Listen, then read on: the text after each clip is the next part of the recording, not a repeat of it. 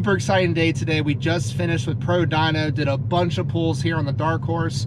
We did our stock dyno pulls on the Dark Horse a few months back, 93 octane, a couple thousand miles in the odometer, and it came out to 432 horsepower and 389 pound-feet of torque. Not too shabby. I know there have been numbers across the board on this car, but I wanted to get a good baseline before I started adding some performance modifications to ultimately see what those mods do and how much horsepower you can get on, frankly, a non-tunable platform at this point. So today what we did is dynoed after dyno pulls for the AWE switch path 3-inch exhaust system, so we saw how much power that added. Then we added some Steeda air filters, saw the changes in horsepower there on the dyno, and then we pulled out the carbon traps to see if it would make any change as well. So let's go over the numbers and see what we got. So the way Dan does his pulls on the Dark Horse is he does 3 consecutive pulls back to back to back, and we're pulling the best pull from those 3 consecutive pulls. So today we actually ended up doing 3, 6, 9, 12 different pulls on the car to get these numbers for you. A little bit of wear and tear, but ultimately I want to be able to share these numbers with you so you all can make sound decisions with your car. So like I said, the baseline pulls, bone stock, was 432, 389. So then first right off the hit, we did the AWE switch path exhaust system, which I've had on here for a while. I really do like this exhaust. If you haven't checked out the video already, be sure to watch on the channel. It's a really good one. Lots of before and after sound clips with decibel meters and all that good stuff.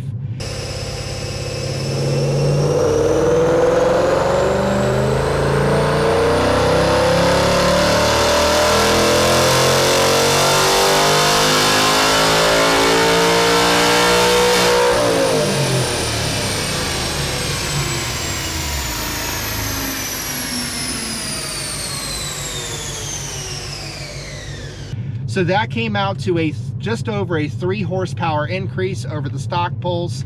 Everything's SAE, by the way, done in 5th gear with the Tremec, 435.24 horsepower and 389 pound-feet of torque. So I didn't want to stop there. I reached out to the guys at Steeda and purchased a set of air filters, and naturally a blue matches the Vapor Blue, had to go with the Steeda blue.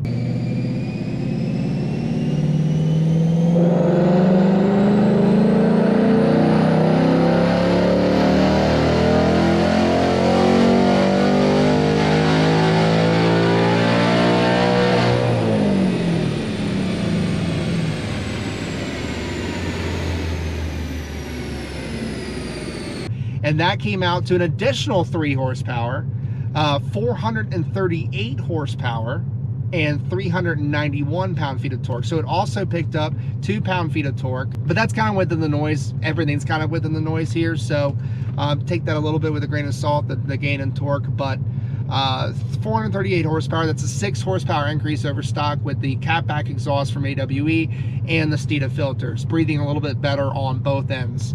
Right, and then we took out the carbon traps, and that gained us a whopping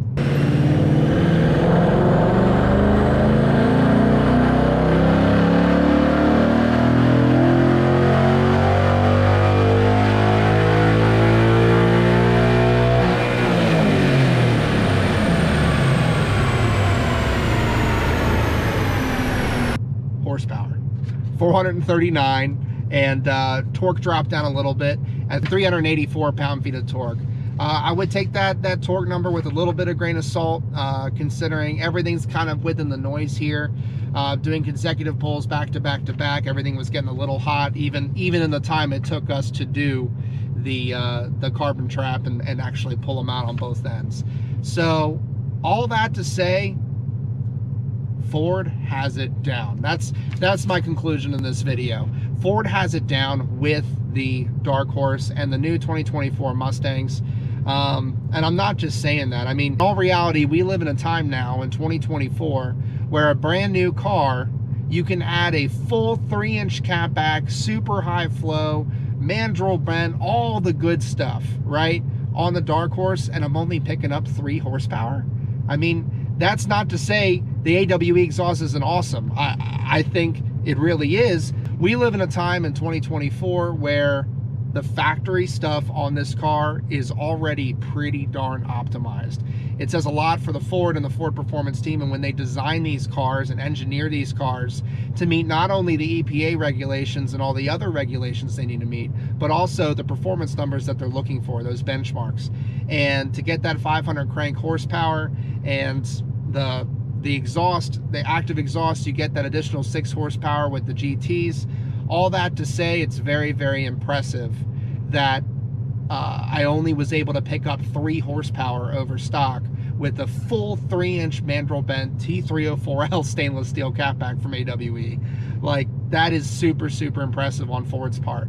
And AWE, hats off to you. You're able to get more power out of it, and that's tough to do nowadays. So 3 horsepower, I'm super happy with that, and frankly, this thing screams. I love ripping on it now, and I'm it's tough not to with how much noise this thing puts out in track mode.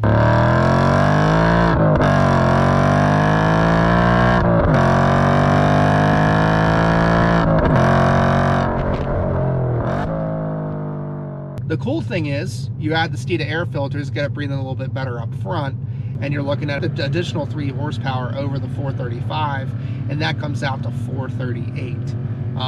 Again, pretty darn impressive. I'm happy with those numbers. It's just air filters, right? You know, it's not going to be anything crazy. Well, again, gone are the days where you could take out your crappy paper panel filter and put in a cold air intake, or put in you know, a high flow air filter from Steeda or K&N or Air Raid or Green Filter or whoever, and pick up 20 horsepower, right? It doesn't happen anymore. These things are super optimized. The Ford engineering team is doing their jobs with these cars really, really well. So again, all that to say, I'm pretty satisfied with 3 horsepower. I was honestly almost expecting 1 or 2, if not 0, from the air filters alone. So I was really happy to see that. Then the carbon traps, I've heard some mixed feedback on these. Some say they lost power, some say that was almost the same, some say they gained 15 or 20 horsepower when they removed the carbon traps. But here's the thing, it's all about air velocity and how smooth the air is moving through the intake tract and the throttle bodies, and then ultimately the intake manifold and down into the engine.